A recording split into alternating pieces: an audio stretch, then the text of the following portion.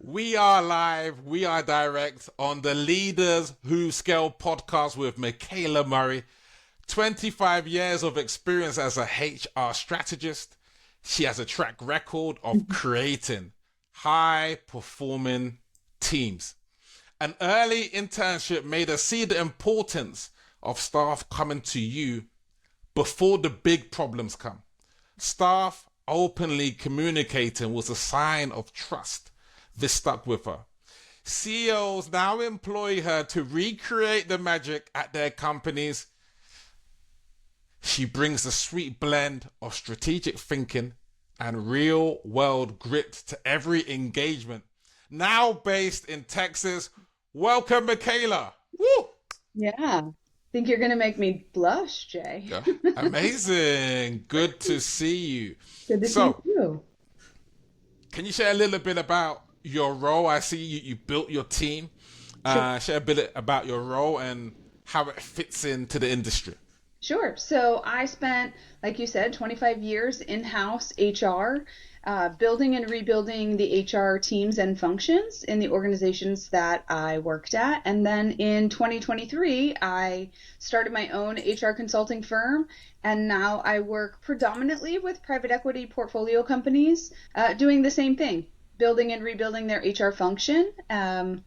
And yeah, that definitely starts with the team, whether that be the HR team, the executive team, or the team within the organization, all of the above. Brilliant. And what I like is I could feel the energy in terms of on your webpage when I did my research. It's like the energy is there. You're here to serve. You keep growing, which I think is brilliant. What does a typical day look like for Michaela? Oh, goodness. I think in HR in general, there is no such thing as a typical day. I think the best piece of advice I got when I was young is you hire an employee and a human shows up to work, and that is exactly how no day is ever the same, right? Because you go into work, you can have everything you want planned, but we are all humans, and so stuff happens that is unplanned. And so working through all of that, whether it's helping leaders with issues on their team or helping team members that have issues with their leaders. Sometimes that's what it is.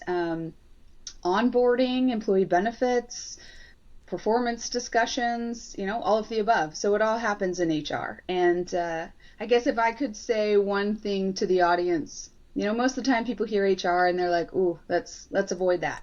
If you feel that way about HR, my opinion is you've never experienced good HR. That once you have, you understand they are a partner, both to leaders and staff within an organization to help make organizations better. And so we all need humans in order for our workplaces to run effectively. And so, we're there to help make sure that happens.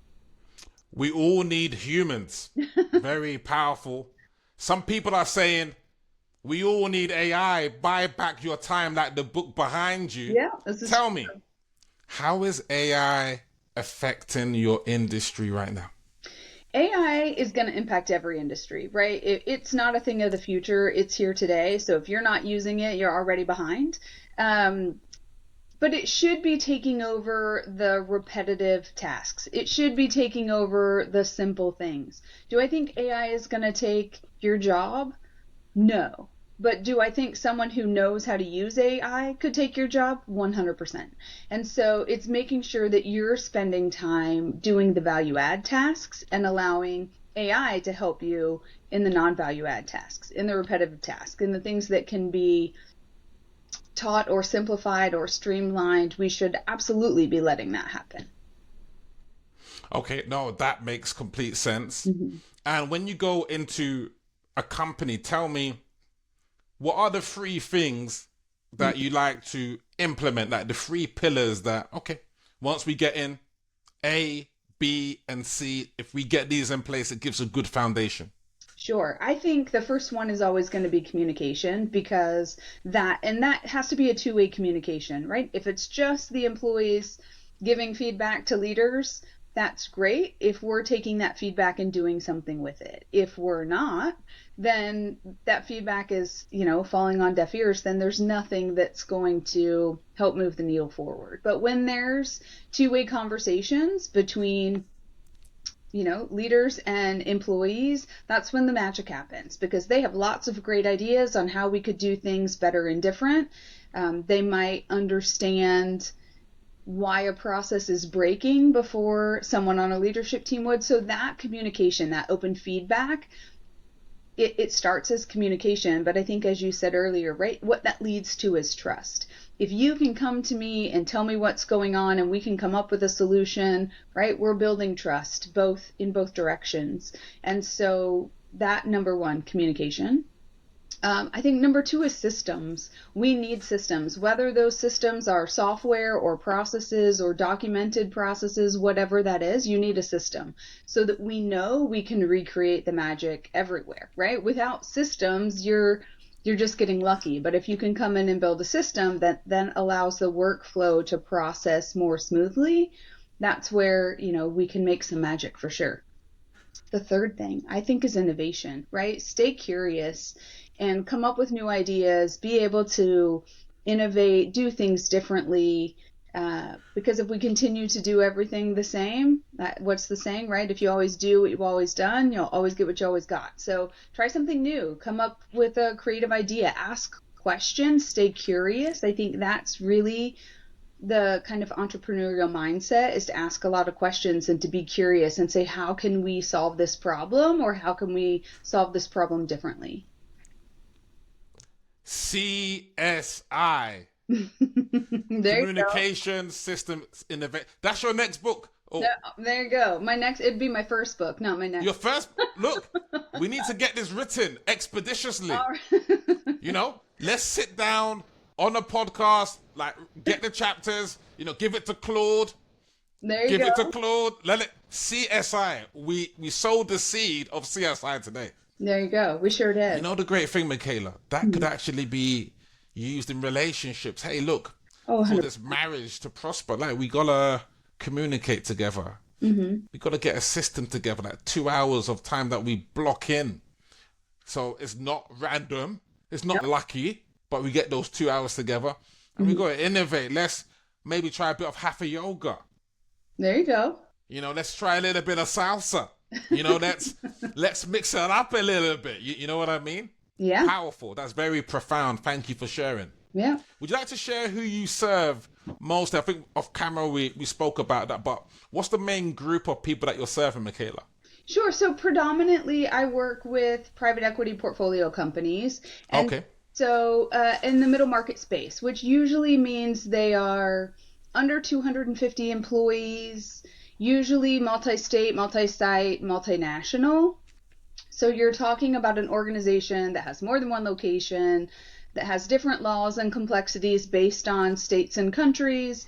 And they typically have a small HR team, but they don't have a senior level, someone doing the HR strategy work. So I can come in and help do the HR strategy and help facilitate, help build the team into learning kind of those things and then moving it forward.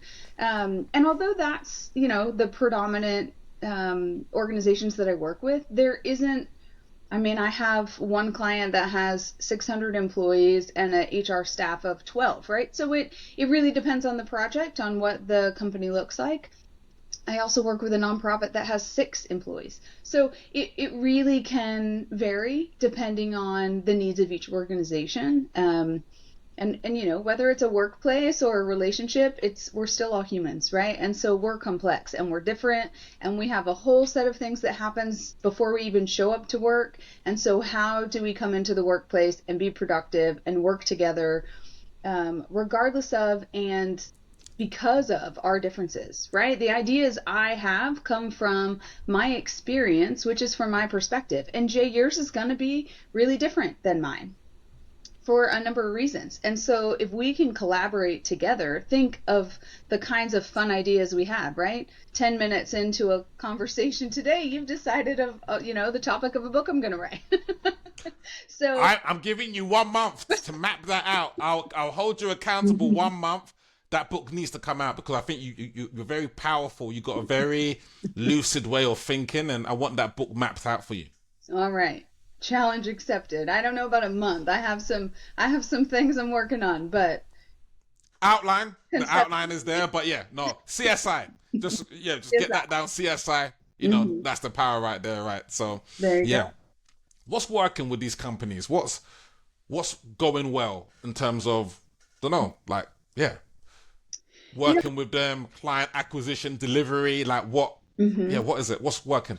So I think what's working is the ability to come in and I guess what makes so the my HR consulting firm is called Progress Amplified. And what makes Progress Amplified different than some of the very large consulting organizations is two things. One, I'm very hands on. The whole team, we're hands on with the client. They know us, they see us, they talk to us. It's not about giving you a solution that goes in a binder and sits on a shelf. It's about sitting next to someone and going through the process, learning where the pain points are, and then coming up with a system to fix that, making sure we can all make it work more than once repetitively, and then handing it off to them to let them continue to grow it. And sometimes it's been an HRIS implementation. Sometimes it's been that we need, a 3-year HR strategic roadmap. And what's that look like? We're missing everything today. How do we get to being a, best in class HR organization in the future? It doesn't happen overnight. But coming up with what are the tools and resources and how do we continue to make progress along this path as we move forward. And it's the leaders who are open to change and willing to try something new and want somebody who's involved and on their team. I think the organizations I've had the most success with are the ones where I sit in the leadership team meeting and I talk to them on that level on a regular basis. And it feels like I'm embedded in their team just at a smaller fraction than a full-time CHRO would be. Nah, that's absolutely profound. Um, Everything's customed, personalized, and it works for them. Right. Also, I have a feeling that your work is holistic. It's maybe looking at a little bit of the energetics, the mindset, the strategy. It's like you don't have to be the expert in the strategy, but maybe the expert in looking at, okay, the higher view of what's working and what makes it repeatable. So Yeah. it's not just a one off. Yeah. And when It you can be done again and again and again and again. And what can be done again and again can be scaled. 100%. And so when we talk about how do we, in the private equity space, you're talking about scale to eventually sale is typically what they're doing, right? PEs aren't typically holding on to an organization forever. So they're trying to improve scale and then get an organization Perfect. ready to sale. And if you want a team to work together, it starts with the leadership team. So in one of my clients, right? So team building with them first, because let's know and understand how you guys work together because everyone's watching, right? And so they need to see that you guys can disagree healthy, right? And come up with new ideas, pivot and make changes. And if the leaders can't do that, the rest of the organization will never do that, right? Because they're following the leaders. And so it's usually a lot of work up front with the leaders to be able to say, how are you guys working together? How do you guys view HR? If you want HR to be a partner in this organization, it has to be viewed that way from everyone inside and outside of the room where those conversations are happening, or it's not going to work. Okay. Extremely profound. What's the biggest challenge right now in terms of, yeah, business? Yeah. What challenges are you facing? I think the challenge that so many people are facing right now, many of my clients, when you just talk about the environment of the economy and in the US specifically, are there tariffs? Where are they tariffs? How are they going to impact us? What's going on, everywhere? The political environment is tense, and so it creates that tension inside homes and workplaces, inside schools Yes. and churches, right? We're seeing it everywhere. So how are we bringing all of these people together to be productive and to do things collaboratively instead of that tension? Okay. No, that makes sense. Um, it's that the external forces, right? What we can't. I used to teach in high school, and we Yeah. talked about pestle, political, economic, Yep. social, technological, legal, and environmental. So all of these factors are external factors that maybe not in our control, which is why we get experts like Michaela to jump in, help, to navigate us, keep us calm in that regard. How about your business? Like, what's your goal? So I see you in 12 months, Austin, Texas. I give you a high five. It's like, okay, yeah, this is absolutely amazing that you've achieved your goal that you set when we spoke 12 months ago. Yeah. What's the goal in terms of the business? Yeah. It's funny that you ask. When I started this business, I really thought it was just about freedom of time for me and being able to do HR differently. And I really intended on it to be just me. Like I was going to be the whole organization. And that was May of 2023. October 1st, I hired employee number 6. So obviously it is no longer just me, because I've realized if I scale my business, that means there's more people that can help scale, right? The impact is bigger if I allow my business to scale instead of just being a solopreneur. So yeah, we are doing kind of some different things. We added employee benefit brokerage as a service that we offer because number one, in my HR career, I got the attention of CEOs and CFOs because I paid attention to benefits, and the cost of benefits is typically the number 2 spend behind payroll. So it's big budget dollars regardless of the size of your organization.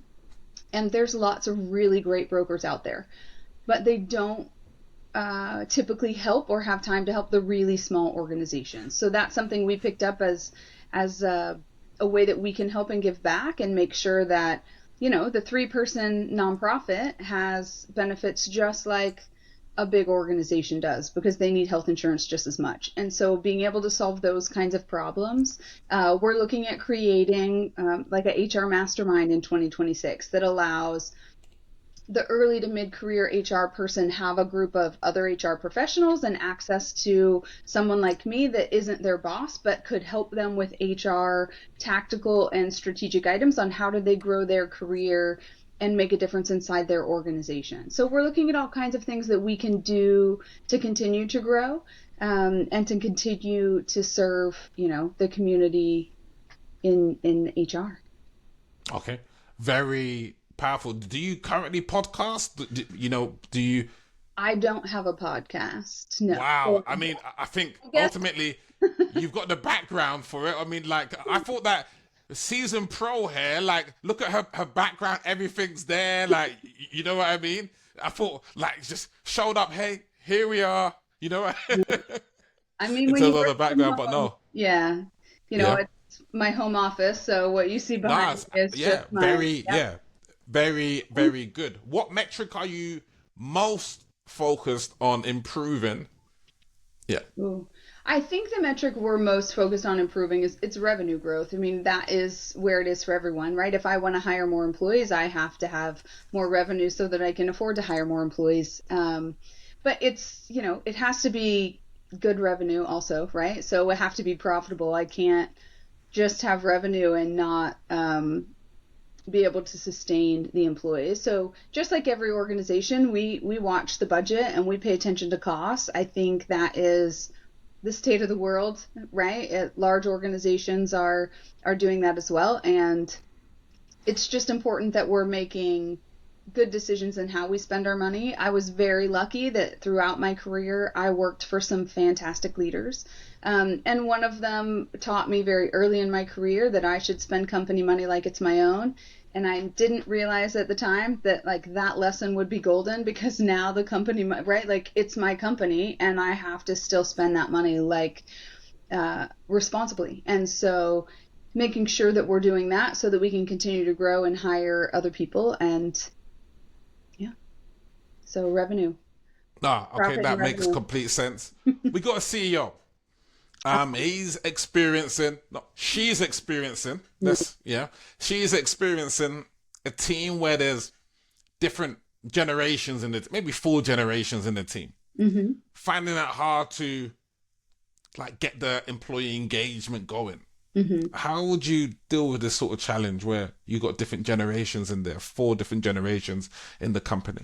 Yeah. So one of the things that I always I guess it's usually fun, but it's also learning, is you get them to teach each other something, right? So the very seasoned executive, the teaching someone who's never been there how they do something, but also having that very new, maybe it's a new college grad, right? Teaching that executive something else, because then you learn to value your differences and you learn to value the skills that you have and that you can learn from somebody else. So I think you have to be willing to learn and want to continue to learn in order for that to work correctly. But I think teaching each other something, sharing stories, the storytelling tactic in teaching is so valuable, and getting people to explain kind of what they've been through in a story rather than just talking about this report, but why is that important and how does it work?